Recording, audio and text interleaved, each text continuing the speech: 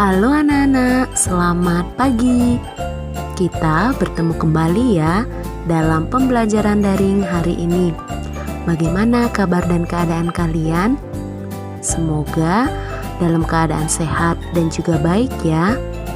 Nah, sebelum kita mulai kembali pembelajaran daring kita hari ini, yuk terlebih dahulu kita berdoa.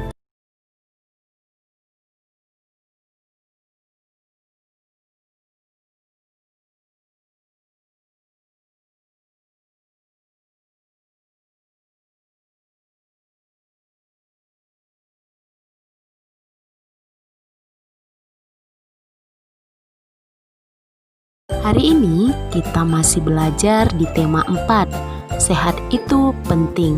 Subtema pertama, peredaran darahku sehat, pada pembelajaran yang keempat. Adapun tujuan pembelajaran kita pada hari ini sebagai berikut.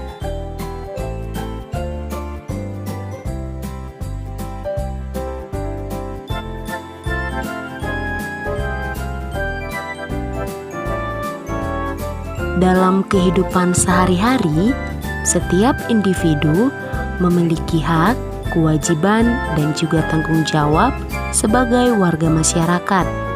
Sebagai contoh, kita memiliki hak untuk menikmati lingkungan yang bersih dan juga sehat. Untuk memperoleh hak tersebut, tentu kita harus melaksanakan kewajiban dan tanggung jawab terlebih dahulu. Sebagai warga masyarakat, kita tidak dapat hidup sendiri. Kita membutuhkan bantuan orang lain untuk menjalani kehidupan sehari-hari. Oleh karena itu, kita harus bekerja sama melaksanakan kewajiban dan tanggung jawab sebagai warga masyarakat. Jika ada warga yang tidak mau melaksanakan kewajiban dan juga tanggung jawab, maka kehidupan bermasyarakat menjadi tidak teratur.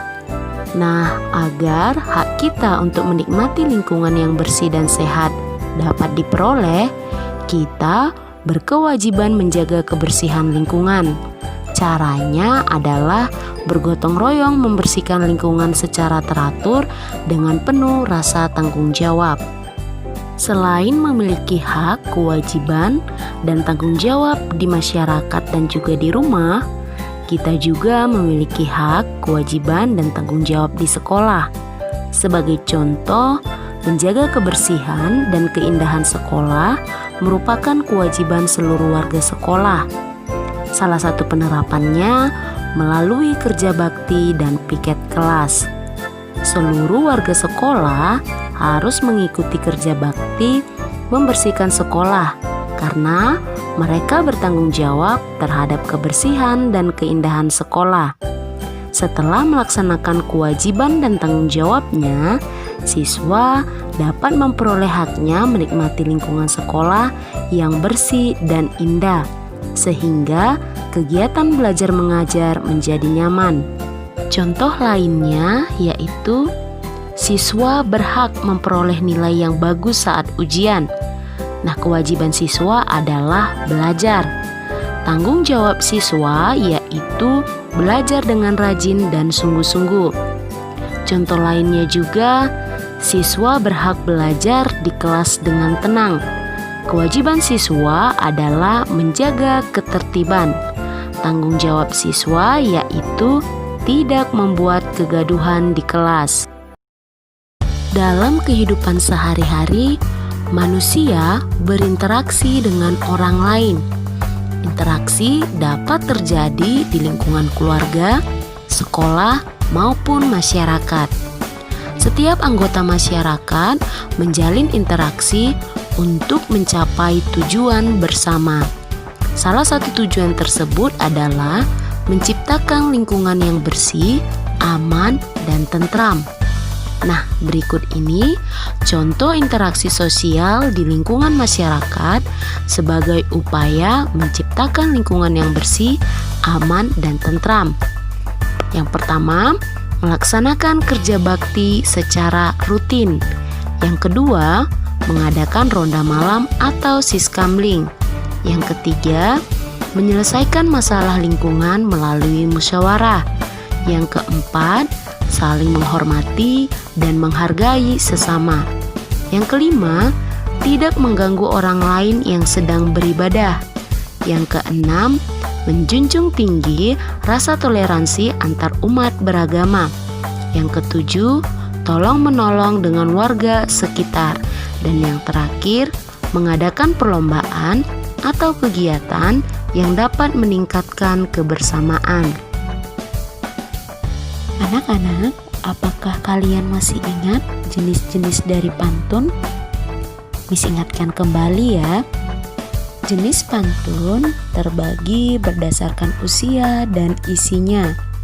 Berdasarkan usia, pantun digolongkan menjadi 3 jenis. Yang pertama, pantun anak-anak. Pantun ini berisi tentang pengalaman atau kehidupan masa kanak-kanak yang riang dan suka bermain. Contohnya, pulang sekolah mengulang pelajaran, setelah itu tidur siang. Ayo teman main kejar-kejaran, badan sehat, hati pun riang. Yang kedua, pantun orang muda. Pantun ini berisi tentang kehidupan masa muda. Biasanya berkaitan dengan perkenalan dengan seseorang, perasaan kasih sayang, dan perjuangan meraih cita-cita. Contohnya, bunga mawar diikat pita, tertusuk duri tidaklah terasa. Ayo kawan raih cita-cita agar dapat membangun bangsa. Yang ketiga, pantun orang tua. Pantun ini berisi tentang nasihat atau pesan dari orang tua kepada anaknya. Isi atau makna pantun dapat berupa nasihat mengenai kehidupan, budaya, pendidikan, dan agama. Contohnya, beli penggaris segitiga siku, penggaris dipakai mengukur lilin. Nasihat ini untuk anakku, rajinlah belajar dengan disiplin. Berdasarkan isinya, pantun dibedakan menjadi 4 jenis. Yang pertama, pantun nasihat. Pantun ini berisi pesan atau arahan agar seseorang berperilaku baik sesuai dengan norma atau aturan yang ada. Contohnya, jalan-jalan ke Gunung Pancar. Sampai di sana melihat-lihat. Peredaran darah akan lancar jika kita bergaya hidup sehat. Yang kedua, pantun jenaka.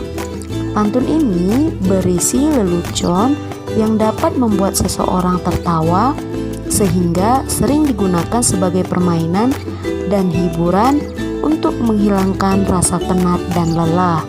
Contohnya, berjalan sambil mengendap, tanpa suara mengumpat di balik kendi. Dari mana asal bau tak sedap? Ternyata dari kamu yang belum mandi. Yang ketiga, pantun teka-teki. Pantun ini berisi pertanyaan dan digunakan untuk permainan tanya jawab. Contohnya, pagi-pagi ikut aerobik, jangan lupa pakai sepatu. Berkaki 4 dan mengembik, hewan apakah itu? Yang keempat, pantun kiasan. Pantun ini berisi suatu pesan yang disampaikan secara tersirat atau tersembunyi. Contohnya, lihat adik duduk termenung, membayangkan enaknya kue pai. Hendak hati memeluk gunung, apa daya tangan tak sampai. Demikianlah materi pembelajaran kita pada hari ini. Semoga penjelasan Miss melalui video ini dapat kalian pahami ya.